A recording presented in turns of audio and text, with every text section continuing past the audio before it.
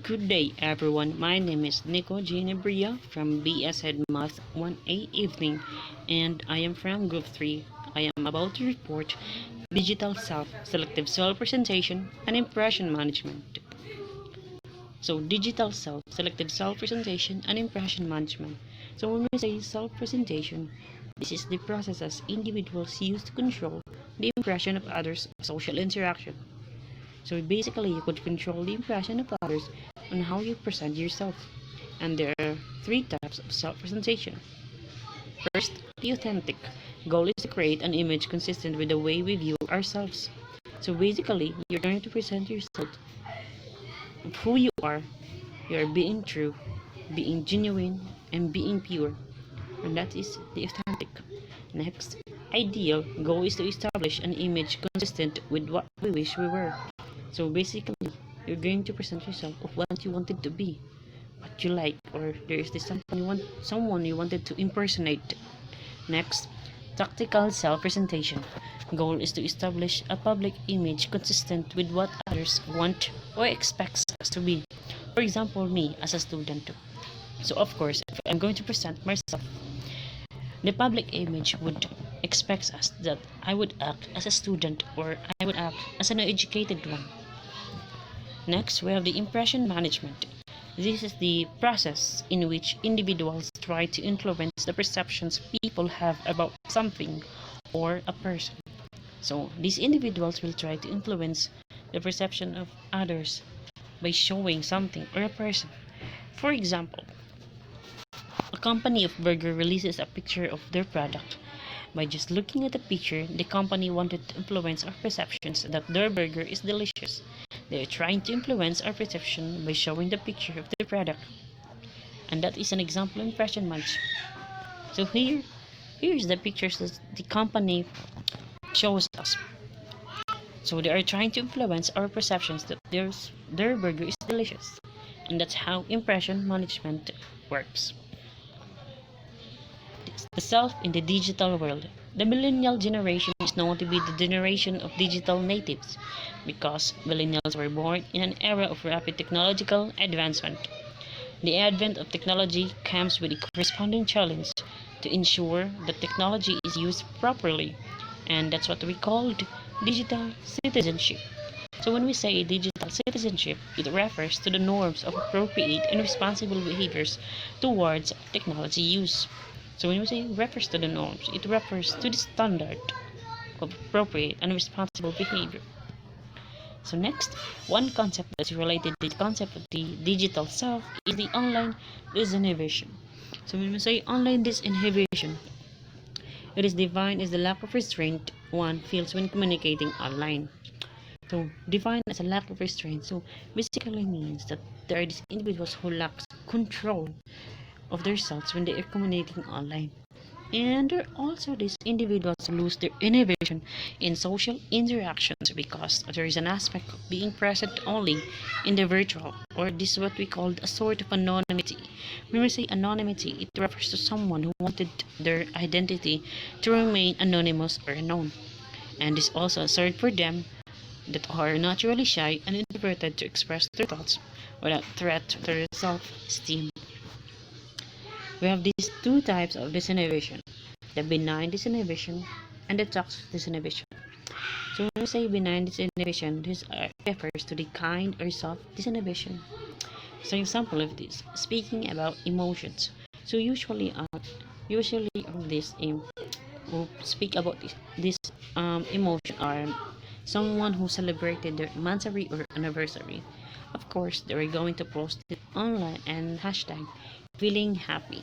So those are just sample of speaking about emotions, fears, and wishes.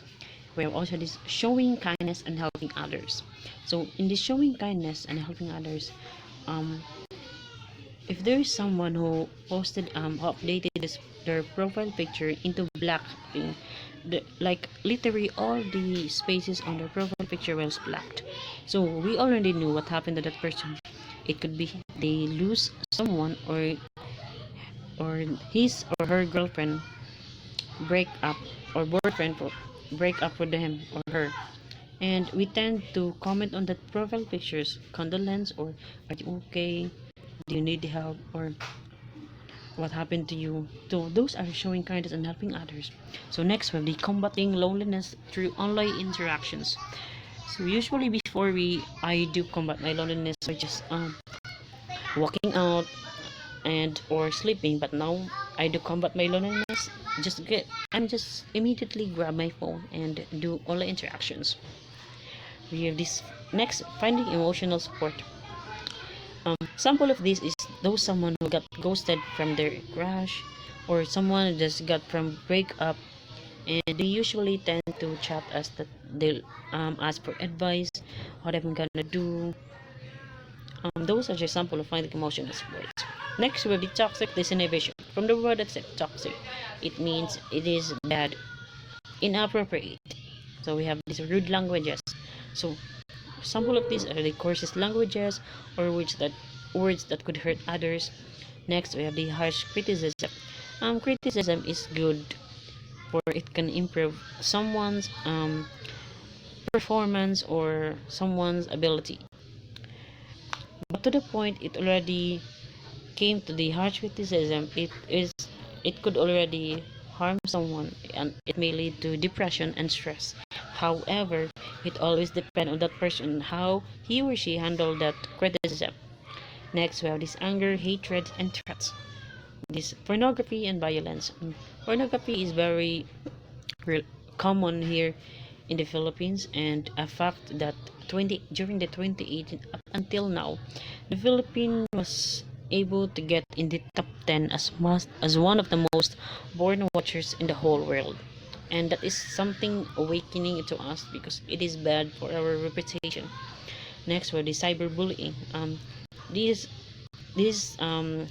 example of bullying is somewhat similar to bullying, however it's already in cyber, so which means it already happens in the digital world. And usually those person who get this cyberbullying was artists, since a lot of people look forward for them if they're doing good. If they just made a one mistake, a lot of people will bully them. And usually artists who always files this case cyberbullying. We have also this threatening, humiliating, downgrading, or looking down someone, spreading rumors, or they are this your friend who posted online that you are pregnant, and be careful what you do because it may lead to confusion or trouble. Next way, making fun of others. Example of this, a teacher, a girl teacher. The scenario was President Duterte went to Mindanao and kissed the land where the bomb happened because there are these people who died during that bombing, and the girl teacher replaces the land where President Duterte kissed into a dog food. So basically, this girl teacher treats our president as a dog. So what happened to her? Her license was got from her. She was not able to work anymore. So imagine you are working for that license for almost 5 years and it was get from you by just one click. So guys, always think before you click online. Next, we have the cyber harassment or exploitation. This is somewhat similar to cyberbullying. However, in this part, it already includes nude pictures, or the hackers used your nude pictures and posted online. So those are the sample of cyber harassment or exploitation. So next, we have the 9 elements of digital citizenship. So first, we have the digital health and wellness, physical and psychological well-being in the digital world. Mainly refer to psychosocial and physical well-being in the technological world, or else that increased use of technologies by people for their well-being, originally related to healthcare delivery in how technology could be used to improve patient care.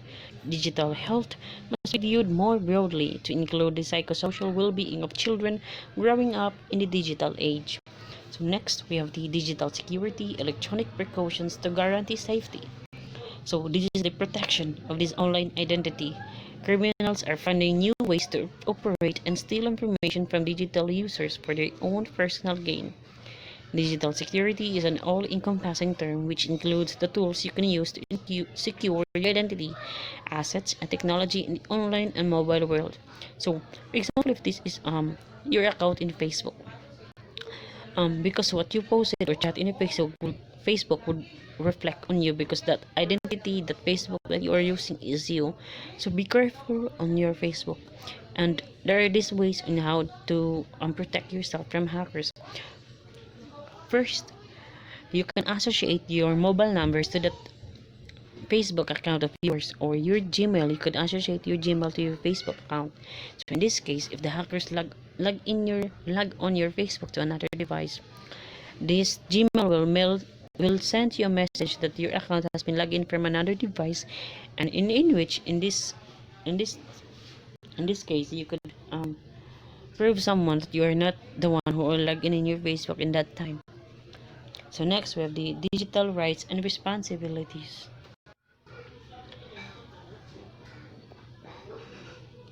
Next we have the digital rights and responsibilities. These freedoms extended to everyone in the digital world.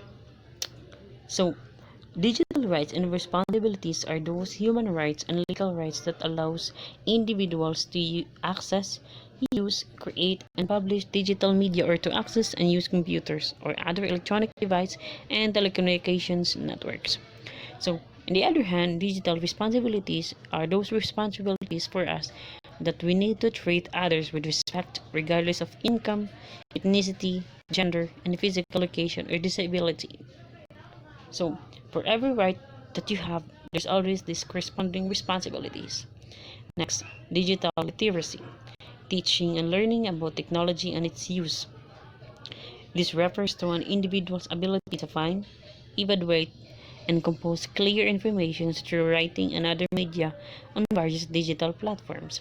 So, this digital literacy is very important and relevant for us students and teachers, especially this new normal mode of learning in which classes are usually conducted through online, and we must be digitally literate in order for us to, because when we say digitally literate, it refers to someone who are able to use and know the use of laptops, cell phones, or someone who could create links from Google Meet and access Microsoft Offices such as Word and PowerPoint. So next, we have this digital law. Digital law deals with society's behavior with using technology. On the internet, people get in trouble with the law or by the schools by doing the wrong thing online. Some example of what digital law deals with are plagiarism, illegal downloading of music, hacking, and creating worms of viruses. So, this plagiarism is one of the common things that usually teenagers and even graduating students do. So, example of this, there was this classmate of my teachers. They were able to graduate from college. However, the teacher during her teaching time, the thesis that she made was plagiarized. So that means that the thesis that she made was just a copy from the just she copied it from the internet.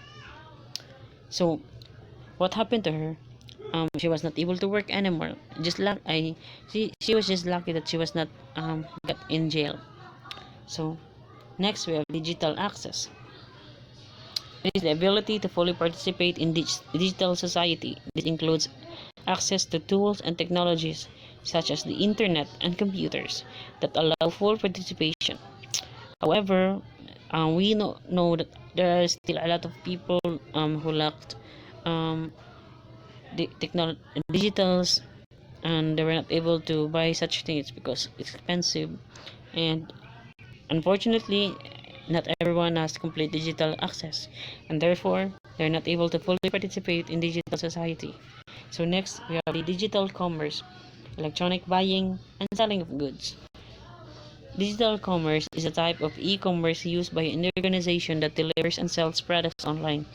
So the e-commerce is used by companies that sells news, subscriptions, documents, or any form of electronics content, and digital commerce company collects payments, handles customer refunds, billing and manages other accounting functions and online publishes clients.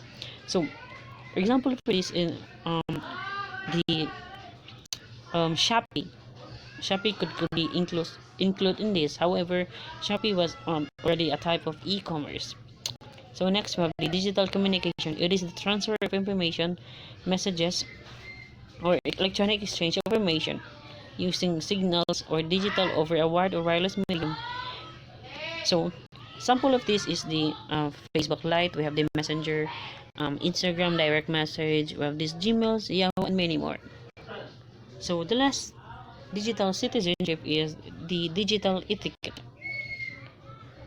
It is the integrity or sense of self-management and general responsibility for your actions as well as yourself in the internet and treating people like you would in real life. Some basic digital etiquette would be like respecting others, following the rules of the website you are using, or just being kind to others. Those elements listed above emphasize the proliferation of technology in the world, how they are used for specific purposes.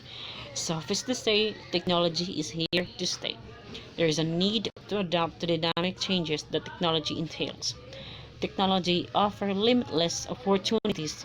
Its presence is inevitable. However, technology need not to control the society and people's life. Thank you for listening, and that's all. Bye.